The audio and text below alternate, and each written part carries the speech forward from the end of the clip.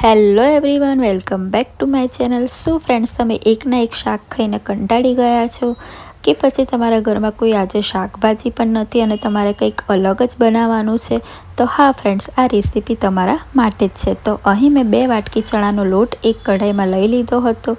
ત્યાર પછી તેમાં અડધી ચમચી હિંગ ઉમેરી લીધી, થોડો અજમો આ રીતે મસળીને ઉમેરી લીધો છે। અડધી ચમચી જેટલો મેં અજમો લીધો હતો। ત્યાર પછી તેમાં તેલ ઉમેરી લીધું, અડધી ચમચી હળદર ઉમેરી લીધી, અડધી ચમચી ધાણા જીરું ઉમેરી લીધું અને 2 ચમચી જેટલું મેં લાલ મરચું ઉમેરી લીધું। લાલ મરચું અહીં મેં કાશ્મીરી અને તીખું બંને મિક્સ લીધું હતું।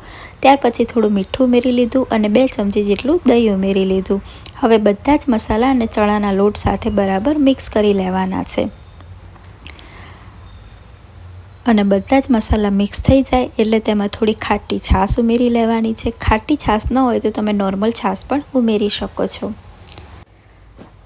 તો અહીં મેં છાશ થોડી ઉમેરી લીધી હતી। છાશ અડધી વાટકી જેટલી ઉમેરી લીધી છે મેં અને હવે છાશ સાથે આપણે ચણાના લોટનો સરસ મજાનો લોટ બાંધી લેવાનો છે। એકદમ ઢીલો લોટ જ બાંધવાનો છે, જેથી કરી આપણે જે મુઠિયા એટલે કે જે ગટ્ટા બનાવીએ તે ખૂબ જ સરસ સોફ્ટ બને। કારણ કે જેટલા સોફ્ટ મુઠિયા હશે તેટલા જ આ શાક ખાવાની ખૂબ જ મજા આવશે। તો આ જ રીતે એકદમ ઢીલો લોટ બાંધી લેવાનો છે અને હલકા જ હાથે તેને બરાબર મસળી લેવાનો છે। અને અહીં મેં હવે તપેલીમાં થોડું પાણી ગરમ કરવા રાખી લીધું અને તેમાં મીઠું ઉમેરી લીધું હતું। હવે લોટ બરાબર તૈયાર થઈ ગયો છે તો તેમાં થોડું તેલ ઉમેરી લેવાનું છે અને તેલ ઉમેરી લીધા પછી ફરીથી લોટને તે જ રીતે મસળી લેવાનો છે। લોટને આ જ રીતે ઢીલો જ રાખવાનો છે। જેટલો ઢીલો લોટ હશે તેટલા જ જે મુઠિયા બને છે તે એકદમ સોફ્ટ અને સરસ મજાના બનશે।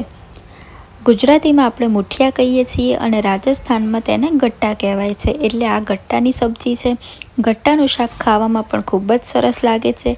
જ્યારે ઘરમાં કોઈ પણ શાકભાજી ન હોય કે આપણને કંઈક અલગ ખાવાની ઈચ્છા હોય ત્યારે તમે આ શાક જરૂરથી બનાવજો। આ શાક ભાત સાથે પણ ખૂબ જ સરસ લાગશે અને રોટલી સાથે પણ ખૂબ જ સરસ લાગશે। લોટને મેં ઢાંકીને 5 મિનિટ રહેવા દીધો હતો। ત્યાર પછી હાથમાં થોડું તેલ લગાવી લેવાનું છે અને આ રીતે મુઠિયા બનાવી લેવાના છે। થોડા લાંબા અને થોડા પતલા, તે રીતના આપણે મુઠિયા બનાવીને પાણી જે ગરમ કર્યું હતું તેમાં બફાવા માટે રાખી લેવાના છે।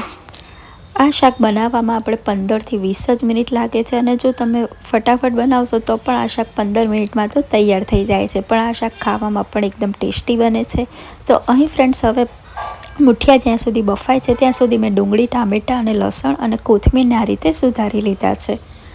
હવે તેલ ગરમ કરવા રાખી લેવાનું છે। કઢાઈમાં મેં 4 પરી જેટલું તેલ ઉમેરી લીધું છે।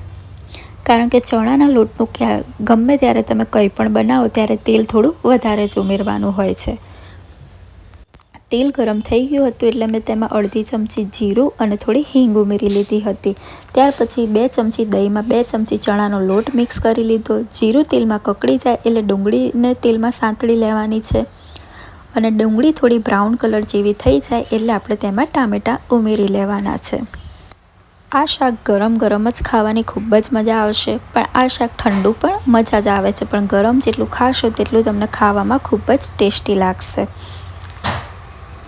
તો અહીં ડુંગળી હવે સરસ મજાની બ્રાઉન થઈ ગઈ છે તો હવે મેં તેમાં ટામેટાં ઉમેરી લીધા। ટામેટાને પણ ઝીણા જ સુધારવાના છે। ડુંગળી પણ મેં 1 નંગ લીધી હતી અને ટામેટું પણ 1 નંગ લીધા છે અને લસણ મેં 4થી 5 કળી લીધી હતી અને લસણ અને આદુની હવે આ રીતે પેસ્ટ બનાવી લેવાની છે।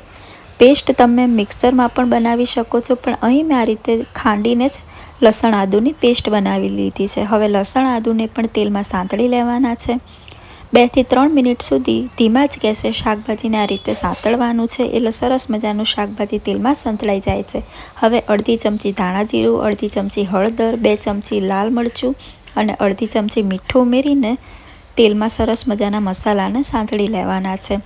મસાલા ફ્રેન્ડ્સ, તમે તમારા સ્વાદ અનુસાર ઓછા વધારે ઉમેરી શકો છો, પણ અહીં મેં માપ અનુસાર જ મસાલા ઉમેર્યા છે કારણ કે અમારા ઘરમાં બહુ તીખું નથી ખાતા, માપ સરસ મીડિયમ જ ખાઈએ છીએ તે માટે। હવે તેમાં જે દહીં અને ચણાના લોટની પેસ્ટ બનાવી હતી તે ઉમેરી લીધી છે। પેસ્ટ એટલા માટે ઉમેરવાની છે કે જેના કારણે જે આપણે ગ્રેવી હોય છે તે એકદમ સરસ મજાની જાડી થાય છે અને ખાવામાં પણ ટેસ્ટી લાગે છે। તો ફ્રેન્ડ્સ, મુઠિયા પણ હવે સરસ મજાના બફાઈ ગયા છે તો મુઠિયાને આ રીતે પાણીમાંથી નિતારી લેવાના છે।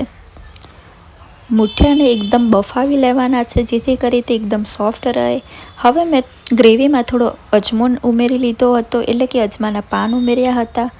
હવે મૂઠિયાનું જે ગરમ પાણી હતું જેમાં આપણે મૂઠિયા બાફ્યા હતા તે જ પાણી મેં શાકમાં ઉમેરી લીધું છે. આ પાણી ઉમેરવાથી ટેસ્ટ પણ શાકનો ખૂબ જ સરસ આવશે. અને થોડું પાણી જેમાં મેં મૂઠિયા બનાવ્યા હતા જે કઢાઈમાં તેમાં ઉમેરી લીધું છે. અને હવે તેનો બધો જ મસાલો આ રીતે શાકમાં ઉમેરી લેવાનો છે. આ રીતે પાણીનો પણ વેસ્ટ નથી થતો કે પછી ચણાનો લોટ જે રહી ગયો હોય છે વાસણમાં તે પણ બધો જ લોટ આ રીતે શાકમાં આવી જાય છે. હવે શાક થોડીવાર ઉકળે ત્યાં સુધી આપણે મૂઠિયાને આ રીતે ઝીણા કટ કરી લેવાના છે. ઝીણા એટલે કે પતલા કટ કરી લેવાના છે, બહુ મોટા પણ નહીં અને બહુ જાડા પણ નહીં, તે રીતે માપસર કટ કરી દેવાના છે. અને એક ઉભરો આ રીતે આવી જાય શાકનો એટલે તેમાં મૂઠિયાને હવે ઉમેરી લેવાના છે. બધા જ મૂઠિયાને હવે ઉમેરી લેવાના છે અને ધીમા ગેસે થોડીવાર અને થોડીવાર મીડિયમ ગેસે શાકને બફાવા દેવાનું છે. ગટ્ટાનું એકદમ ટેસ્ટી રાજસ્થાની શાક તૈયાર થઈ ગયું છે. આ શાક તમને કેવું લાગ્યું તે પણ મને કમેન્ટ કરીને અવશ્યથી કહેજો. અને હા ફ્રેન્ડ્સ, જો વિડીયો પસંદ આવ્યો હોય તો વિડીયોને લાઇક, શેર, કમેન્ટ કરી દેજો અને ચેનલને સબસ્ક્રાઈબ કરવાનું પણ ના ભૂલતા. તો હવે મેં ગેસ બંધ કરી દીધો હતો અને શાકમાં કોથમીર ઉમેરી લીધી. તમે લીંબુનો રસ પણ ઉમેરી શકો છો, પણ મેં ખાટી છાશ ઉમેરી હતી એ માટે મેં લીંબુ નથી ઉમેર્યું. હવે કોથમીર ઉમેરી લીધા પછી શાકને મેં હલાવીને થોડીવાર ઢાંકીને રાખી મૂક્યું હતું. તો અહીં મેં એક વાટકીમાં શાક લઈ લીધું, રોટલી લઈ લીધી અને થોડી ડુંગળી લઈ લીધી. તો અહીં મેં રાઈસ નથી ઉમેર્યા. રાઈસ પણ આ શાક જોડે ખૂબ જ સરસ લાગે છે. તમે ઘરે એકવાર અવશ્યથી આ ગટ્ટાનું શાક બનાવજો અને શાક તમને કેવું લાગ્યું તે પણ મને કમેન્ટ કરીને અવશ્યથી કહેજો. અને હા, ઇન્સ્ટાગ્રામમાં પણ મને ફોલો કરવાનું ના ભૂલતા.